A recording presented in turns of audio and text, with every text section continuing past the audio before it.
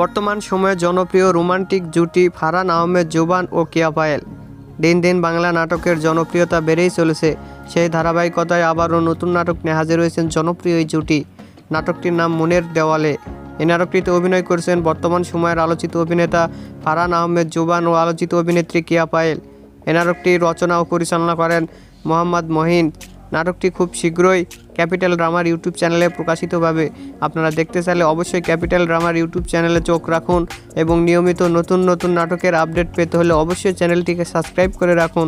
পরবর্তী ভিডিওর জন্য অপেক্ষা করুন।